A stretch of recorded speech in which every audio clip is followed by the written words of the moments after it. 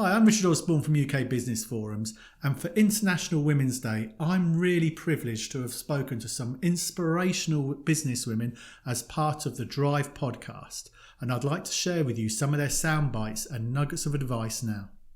So my parents stepped down and I was operations director, and the MD at the time didn't feel that he didn't want to take on the responsibility. He wanted the security of something else.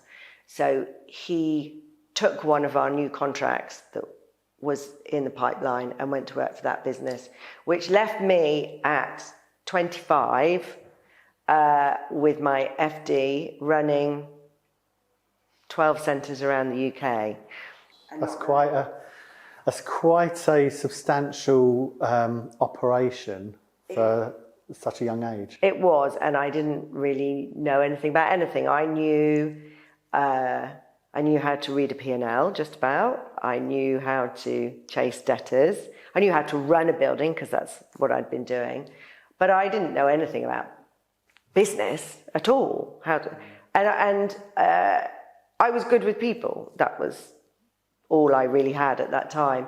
And then in the September of that year, so that all happened in the January, February, March, and then in the September, my FD died, sadly, of cancer. So I was left all alone. That's all I can say. And I got through it. I had amazing people around me. Life wasn't as complicated then as it is now. And I soon realised that running a business which was based across the UK was not possible with the structure that I had. You've just touched on something which is related to like one of the questions I'd say really here. So if we take that where you get all the advice and somebody, you still think on the right track. If somebody knows that they might be in a 9 till 5 or some sort of situation, they think, all right, I want to run my own business, but I don't know what I want to do.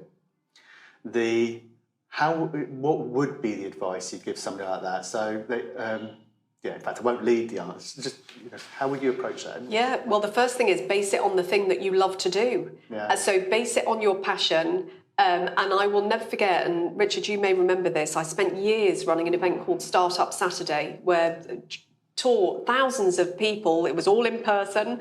And only once of the people who came to Startup Saturday, which I must have run over a period of 6 years, and the way we'd start Startup Saturday is I'd say to everyone, we'd have 25 people in the room, and I'd say, let's go round, each of you share the idea that you're looking to start.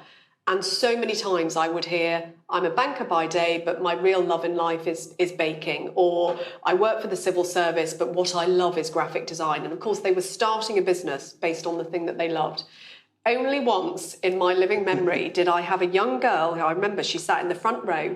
She said, oh, no. She said, I don't have an idea. She said, I've come to ask you, give me an idea that's going to make me the most money. And the moment she said it, I was like, get out. I said, you're not going to be able to sustain the hard times if that's all you're looking for. You have to base this business on what's your passion, your hobby, your skill, or have you spotted a gap in the market that you think that you can fill, but you still have to feel passionate about that thing. And as I say, the past couple of years that we've had so much turmoil for small businesses and everyone, but the thing that has kept small businesses going is, why did I do this? Oh, because I love it, because I've seen a wrong in society that I want to right, or I love the product that I'm producing. That's the thing. That passion is the thing that keeps you going. Even to today, I find that both men and women that I find inspiring around me have that ability to kind of, I guess, pave the way and set the groundwork where women feel comfortable in the workplace. And only a couple of years ago, I had an incident where a customer sent me this inappropriate text message. And I had that horrible moment where it comes through and you think, oh, geez, like, how am I going to deal with this? Like, how do I deal with this in a way that is both professional, but also is very firm to say this is not appropriate and this is not the way that we're going to communicate. And actually, one of the people that helped me in that situation was another man, that he was, something that he was passionate about, that this is not acceptable, this is not okay. And, he's one of the, leaders in the industry, Phil Jones, who's head of eBay Motors.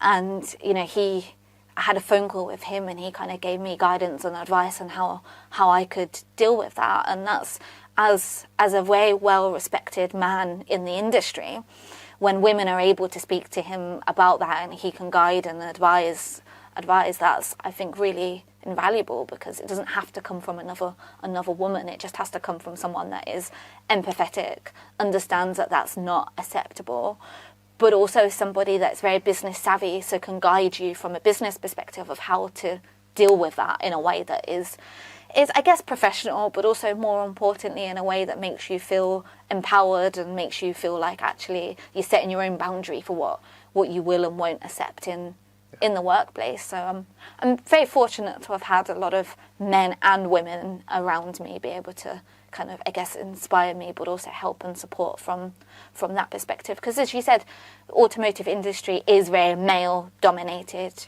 industry.